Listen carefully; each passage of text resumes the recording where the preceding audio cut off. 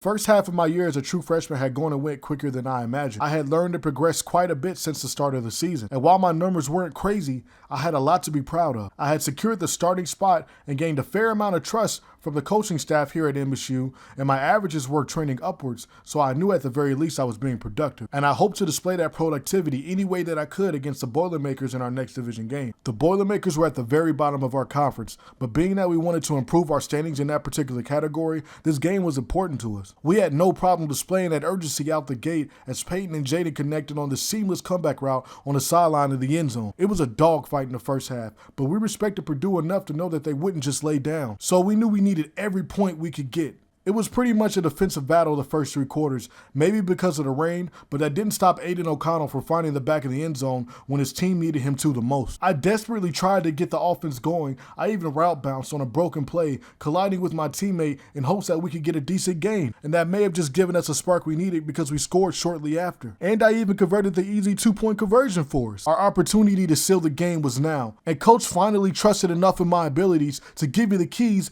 as I scored my very first rushing touchdown of my collegiate career, and I was ecstatic to say the least. Let's go! But my teammate just couldn't let me have all the glory, so he one-upped me with a toe-tapping sideline pick in the end zone to really put this one away. It was elementary from that point forward, and we walk out of our very own Spartan Stadium with another division win. Respect to the Boilermakers though.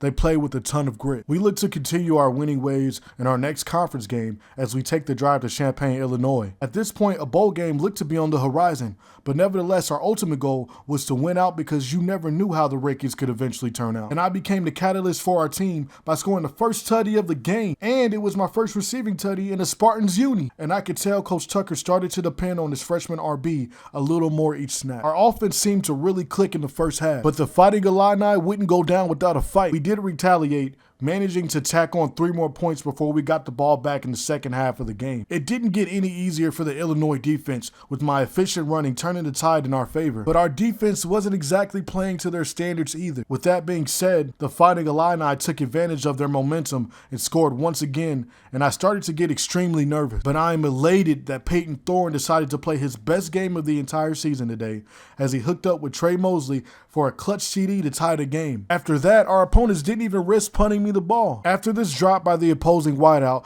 that I'm sure had his coach fuming, we had our chance at glory, but we couldn't get it done on the first drive and had to settle for a field goal ourselves. But on our second drive in OT, Coach Tucker designs a play for me and I punch it in with little effort. But in this nerve-wracking shootout, our defense can't get it done, and Jordan Anderson makes it a game once again. With the all but guaranteed field goal by our opponents, we end this game with a gut-wrenching loss. This one hurt. With us falling to 5-3, we might have just closed the book on making the college football playoffs. But on the bright side, I had one of my better games of the season with 2 tutties. We turned that disappointment into fuel all week, preparing for one of, if not our biggest game of the year, against our absolute and undisputed in-state rivals, Michigan University. Coach Tucker's goal was clear: get back to our winning ways and make a statement in the anticipated game for the Paul Bunyan Trophy. I wouldn't say that either team was playing exceptionally well this year, but there was still a lot of pride within this game, and neither team had any intentions of taking home a loss today, and Michigan made that abundantly clear as they managed to take the first lead of the game. So it absolutely destroyed me when I got injured in our first return of the half, and I had to watch from the sideline as our offense struggled to put points on the board against the Wolverines defense. Unfortunately, even with the game close, the Wolverines hadn't had as much trouble getting into the end zone as we did. Eventually, nothing would stop me from battling with my team as I pleaded with the medical trainers to let me get back out there. But due to coach limiting my snaps, I could only do so much. We ended up losing to the Wolves, and I felt as if it was my fault. I did all I could from the sidelines, but the team needed their RB1 out there on the field, and I let them down. The Wolverines walk away with the Paul Bunyan Trophy, and with it came the bragging rights for the year, and we take yet another loss in our conference. With the end of the season on the horizon, the team set its sights on winning the 3 games left on the schedule. Our final goal of the season started with Nebraska. Coach Tucker wanted to get us to a bowl game, and most of us felt as if he deserved it, so we didn't want to let him down. But to be honest, my mind was split. I don't know if it was a lack of coach's faith in me or simply because I'm a freshman, but I never became close to being a focal point in this offensive scheme. I felt I had developed immensely, but my numbers didn't reflect that. I partially had my mind on the offseason and the transfer portal, but that didn't stop me from doing my job. But I started to realize that doing my job wasn't enough. Our team just wasn't good. I had been used to winning in high school for so long that I had forgotten what it was like to be subpar. And as positive as I was all season, I started to run out of excuses for my O-line. I tried my absolute best to show how effective that I could be with the ball in my hands, and I hoped that it would force Coach Tucker to make a decision. But ultimately, it didn't matter because Peyton Thorne's decision was to not even look my way on this route bounce, and at that point, I had had enough. By the end of the game, I had to assume that he didn't want me to have the ball, even when the check down would be the only thing to save his skin. With another loss in conference play, combined with my lack of usage, my searing frustration surrounding this team was boiling over. And if you told us that we wouldn't even make a bowl game this year, I'd be inclined to believe you. With the game against number 12 Northwestern University, we had the chance not only to ruin another team's poll rankings, but give ourselves a glimmer of hope. And maybe, just maybe, we can manifest a bowl game. Besides that goal, I was focused on finishing out the season with a bang, so I could put myself in the best position possible going into the offseason. The leverage I could gain in the last 2 games could be the difference in whether a school wanted me or not. And my passionate fire about the school's future began to fizzle out a little more with each play. In fact, the only reason I'd seen more touches this game is because Daniel Barker, the team's captain, had suffered a concussion early in the first quarter. With that being said, through the first half, we managed to stay in the game. The Wildcats did succeed in getting some separation though, as Jack Loesch broke through for a goal line tutty, providing them with momentum before the half. And topped by this fumble that was definitely not my blocking assignment, the Wildcats expanded their lead even further. I had a mildly successful day toting the rock, but this had also been one of the only games where I had been treated like a true RB1. But my progression didn't matter much.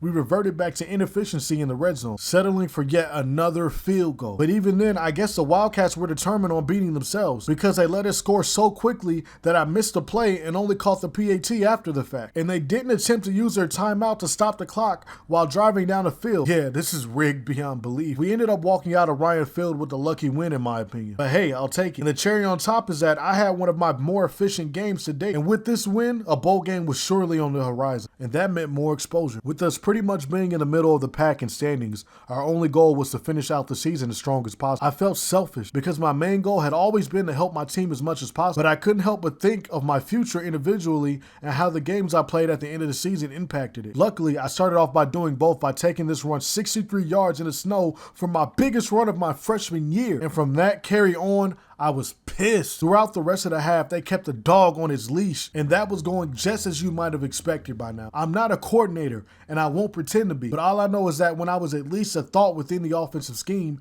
we usually ended up with a positive game. I'm not saying I should get every target, of course not, but look for your boy, coach. If that play wasn't enough to convince the staff, we ended scoring right after with ease. For such little targets, I was balling out there, and we held on to the lead for the time being. But given our overall effectiveness, I wasn't sure how long that hold true, especially with our starting quarterback looking to give the ball away. But if we had any consistency all season, it'd be Ben Patton. He put us up by 2 scores late in the game like a dog through the harsh winds and snow. But that didn't stop Minnesota from fighting through the less than ideal adversity they were facing. They dotted the defense up shortly after. We had no issue recovering the onside kick though, and now it was time to clutch up. I took pride in the fact that at least the coach had enough faith in my ability to seal the game, and that's just what I did. I scored my second rushing tutty of the game, 22 yards to the crib. Coach, give me the damn ball. Despite the defense trying desperately to give the game away, they sealed the deal. I had gotten the honor of play of the game, an accolade that I hadn't gotten in what felt like forever. I was happy that we were able to give the fans in Spartan Stadium a win to go out on, knowing that this could potentially be my last game here as a part of the team. And I put up debatably my best stat line of the year, finishing my regular season strong. Let's go. The season was winding down, and suddenly the decision I had thought about for the last couple of weeks was staring me right in the face. With only our bowl game left, I didn't feel that I was any closer at making a decision than I was a couple weeks ago. In fact, the only break I had was by the NCAA committee, who had let me know that I had taken home my first ever individual award. I was recognized as the Jet Award winner. This season certainly had its ups and downs, but being recognized as a top return specialist in college football definitely alleviated that pain. And I had one more reason for colleges to look into my film. In our bowl game, we went head up with the number 16 team in the nation and a team that offered me a scholarship my freshman year. I couldn't believe I was facing a Ball State team with only 1 loss. But in the first quarter, we made them look undefeated. In the second quarter, we started to get our act together and showed heart in our last game of the season. As expected, We ended our drive with our special teams unit finishing the effort to put us up 3. The Cards answered quickly, but as hard as we tried, we couldn't retaliate before the half. That didn't stop us from fighting, or maybe even more importantly, it didn't stop me from trying to put on a show, and I believe some of my teammates felt the same way. Too many, this was their last game. But to many players like myself,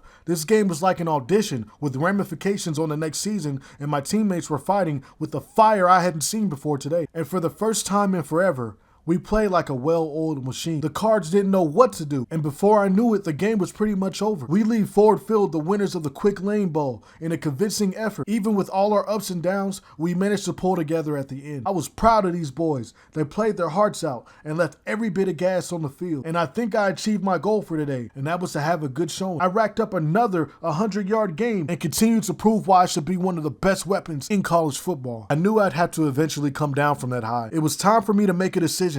And honestly, I was incredibly torn. On one hand, I had made a bond with my teammates and the fans cheering me on at every game, but I also had to think about my future and what would give me the best chance to accomplish my ultimate goal, making it to the league. So what do you think I should do? Stay loyal to the Spartans who gave me a chance, or go and get mine? Let me know.